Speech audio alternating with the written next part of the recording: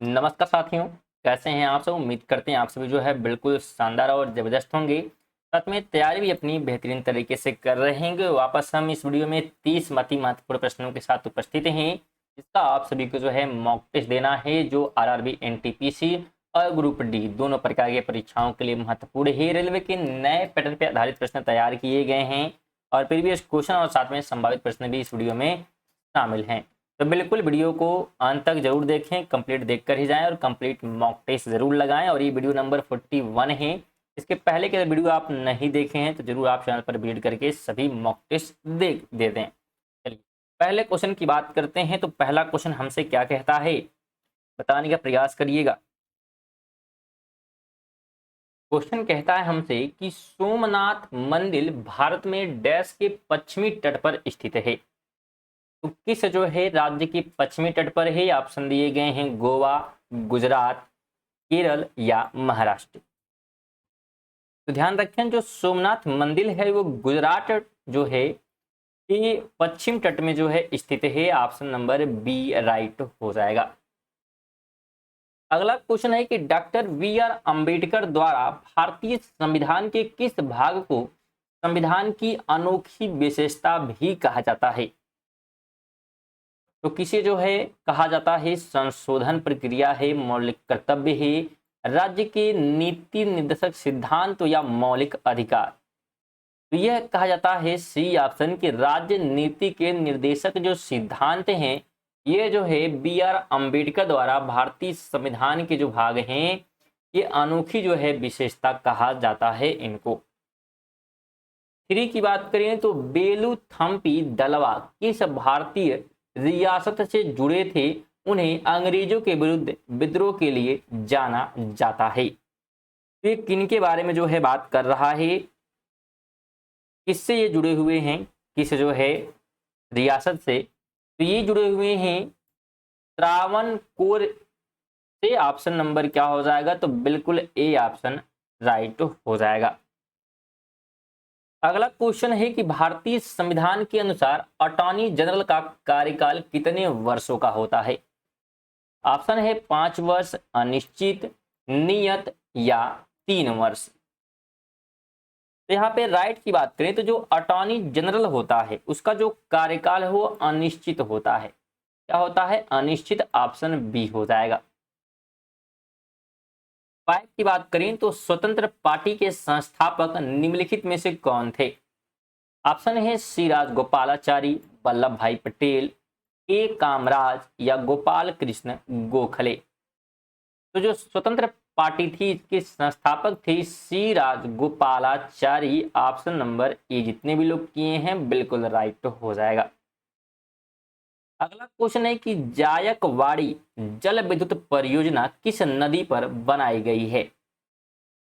Option है सिंधु नदी, कावेरी, गोदावरी या गंगा। ध्यान रखें, जायकवाड़ी जो जल विद्युत परियोजना है ये गोदावरी नदी पर बना हुआ है। इस नदी पर, गोदावरी पर। 7 नंबर है कि बाण सागर बांध किस राज्य में स्थित है। ऑप्शन है महाराष्ट्र, आंध्र प्रदेश, गुजरात या मध्य प्रदेश। तो यह है मध्य प्रदेश में। कहां पर, तो मध्य प्रदेश में। ऑप्शन नंबर डी हो जाएगा। 8 नंबर है कि साहित्य में भारत देश के एकमात्र नोबेल पुरस्कार विजेता कौन है। साहित्य में बात हो रही है, जो कि एकमात्र नोबेल पुरस्कार विजेता हैं। तो नाम हो जाएगा रविंद्रनाथ टैगोर। Option A. 9 की बात कर लेते हैं। तो शिक्षा भारत सरकार के किस मंत्रालय का एक कार्य है। शिक्षा की बात हो रही है तो यह है मानव संसाधन विकास का एक कार्य। ऑप्शन ए राइट हो जाएगा। 3 की बात कर लेते हैं। तो सहारा रेगिस्तान कहां स्थित है। ऑप्शन दिए गए हैं ईरान है, दक्षिण अफ्रीका, उत्तरी अफ्रीका या ऑस्ट्रेलिया। तो ध्यान रखें, जो सहारा का रेगिस्तान है ये उत्तरी अफ्रीका में है। कहां पर है, उत्तरी अफ्रीका में। अगला क्वेश्चन है, इनमें से किसे मिसाइल मैन ऑफ इंडिया के नाम से जाना जाता है। तो आप सभी को भली भांति पता होगा डॉक्टर एपीजे अब्दुल कलाम को कहा जाता है मिसाइल मैन ऑफ इंडिया। की बात करें तो Tata institute of fundamental research कहाँ स्थित है? तो यह स्थित है मुंबई में। कहाँ पर? मुंबई में। ऑप्शन ए हो जाएगा। तो अगर वीडियो इन्फॉर्मेटिव लगे तो वीडियो को लाइक और शेयर करते हुए जरूर चलें, और साथ में आप यहाँ पे करंट अफेयर भी पढ़ सकते हैं, इसलिए चैनल को सब्सक्राइब जरूर करें अगर सब्सक्राइब नहीं किए हैं तो। डेली जो है सुबह 6 बजे करंट अफेयर की वीडियो आती है, जिसमें 15 जो है करंट अफेयर जो कि एमसीक्यू टाइप क्वेश्चन को जो है तैयार करके कराया जाता है, जो सभी प्रकार की परीक्षाओं के लिए महत्वपूर्ण होती है। साथ में आरआरबी, एनटीपीसी और ग्रुप डी के लिए भी महत्वपूर्ण है, तो जरूर आप लोग उन्हें भी देखें। 13 की बात करें तो अंतरराष्ट्रीय श्रम संगठन की स्थापना डैश को हुई थी। तो कब जो है स्थापित हुआ था अंतरराष्ट्रीय श्रम संगठन? ध्यान रखें, यह स्थापित हुआ था 28 जून 1919 को। ऑप्शन सी बिल्कुल राइट हो जाएगा, तो बिल्कुल आपको ध्यान रखना है। अगला क्वेश्चन बताने का प्रयास करें, इनमें से किसी आर्थिक विज्ञान के लिए नोबेल पुरस्कार से सम्मानित किया गया था? तो अमर्त्य सेन को किया गया था। ऑप्शन नंबर बी राइट हो जाएगा। अगला क्वेश्चन है कि भारतीय राष्ट्रीय कांग्रेस के अधिवेशन में भारतीय राष्ट्रगान पहली बार किस वर्ष गाया गया था? तो यह गाया गया था पहली बार 1911 में। ऑप्शन ई राइट हो जाएगा। 16 की बात करें तो चंद्रमा पर उतरने वाला पहला अंतरिक्ष यान कौन था? कौन सा था? अंतरिक्ष यान की बात हो रही है, तो उस अंतरिक्ष यान का नाम था अपोलो 11। क्या नाम था? अपोलो 11। 17 नंबर है, नृत्य शैली छरही की उत्पत्ति किस राज्य में हुई? तो जो छरही है, ये जो है उत्पत्ति इसकी हुई थी हिमाचल प्रदेश में। ऑप्शन सी राइट हो जाएगा।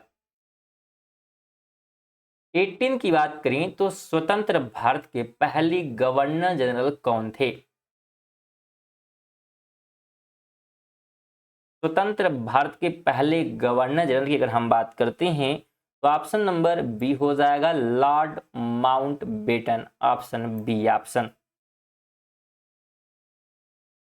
19 है कि भारत की संविधान सभा की पहली बैठक कब आयोजित की गई थी? तो जो पहली बैठक जो है आयोजित की गई थी 9 दिसंबर 1946 को की गई थी। ऑप्शन नंबर क्या हो जाएगा? तो बिल्कुल ये हो जाएगा, भारत की संविधान सभा की पहली बैठक की बात की जा रही है।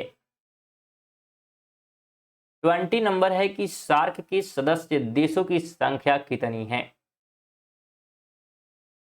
तो जो सार्क के सदस्य देश हैं उनकी संख्या है 8। कितनी है?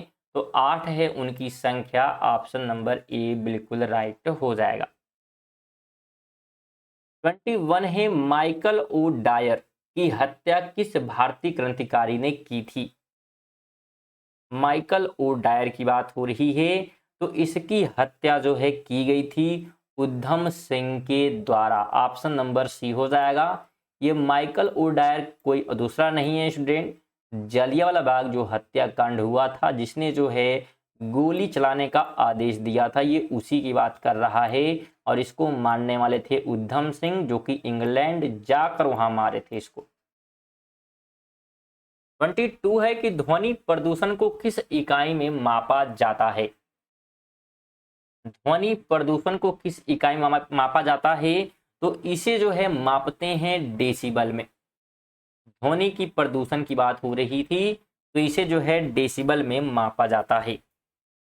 अगला क्वेश्चन है, एक उपकरण जो परिपथ में धारा की उपस्थिति का पता लगाता है उसे डैश के रूप में जाना जाता है। तो धारा को जो है किससे मापा जाता है, बस आपको ये बताना है। तो उसका नाम है अमीटर। क्या नाम है? अमीटर। ऑप्शन सी हो जाएगा।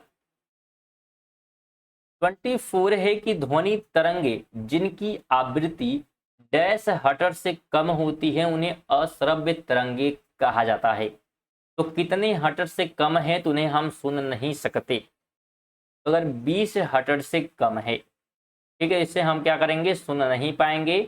और अगर 20 हर्ट्ज से ज्यादा है और 20,000 तक है तो उसे हम सुन सकते हैं। 25 है कि द्रव बहते हैं और आकृति बदलते हैं, वे दृढ़ होते हैं इसलिए उन्हें डैश भी कहा जाता है। तो द्रव को और क्या कहते हैं, बस ये आपको बताना है। तो उसे जो है द्रव को तरल भी कहते हैं। क्या कहते हैं, तरल कहते हैं। ऑप्शन बी राइट हो जाएगा। 26 है कि चार्ल्स के नियम में पहला है कि दाब स्थिर रखा जाता है, दूसरा है गैसों के मोलों की संख्या स्थिर है, और तीसरा है कि आयतन तापमान के समानुपाती होती है। तो चार्ल्स के नियम के अनुसार कौन कौन से जो है सत्य हैं, तो सत्य यहाँ पे तीनों हैं, यानी कि ए बी सी बिल्कुल तीनों सत्य हो जाएंगे। 27 है कि अधातुएं विद्युत ऋणात्मक होती हैं, वे डैश आबंध बनाती हैं। तो आबंध की बात यहाँ पे हो रही है, तो यह जो है इलेक्ट्रॉनों को ग्रहण करके आबंध बनाती है। क्या करके, ग्रहण करके। अगला क्वेश्चन है कि पादप कोशिका में डैश प्राथमिक रूप से अंगक है जिसमें स्टार्च, तेल तथा प्रोटीन जैसे पदार्थ संचित होते हैं। तो ये होते हैं ल्यूकोम प्लास्ट में। ऑप्शन नंबर सी राइट हो जाएगा। 29 है कि जब रॉबर्ट हुक ने एक साधारण आवर्धक उपकरण के नीचे कार्क के टुकड़े को देखा तो उन्होंने कौन सा शब्द गढ़ा था। तो शब्द गढ़ा गया कोशिका। क्या गढ़ा गया, तो कोशिका। ऑप्शन सी राइट हो जाएगा। 30 की बात करें तो साइकस और पाइनस किस प्रकार के पौधे हैं। तो ये पौधे होते हैं gymnosperm. Option number A right हो जाएगा। तो ये थे हमारे 30 प्रश्न। आप इन 30 जो है प्रश्नों में से कितने प्रश्न जो है सही कर पाए हैं कमेंट बॉक्स में जरूर बताइएगा। साथ में अगर आप इसका पीडीएफ प्राप्त करना चाहते हैं तो हमारे टेलीग्राम चैनल से जुड़ सकते हैं, जिसका लिंक आपको डिस्क्रिप्शन में मिल जाएगा। साथ में आपसे निवेदन है कि अगर चैनल को आप सब्सक्राइब नहीं किए हैं और रेगुलर वीडियो देखते हैं तो जरूर चैनल को सब्सक्राइब कर लिया करिए और वीडियो को अपने दोस्तों के साथ भी शेयर करें और वीडियो को लाइक भी करें। चलिए मिलते हैं अगली वीडियो में, तब तक के लिए जय हिंद, वंदे मातरम।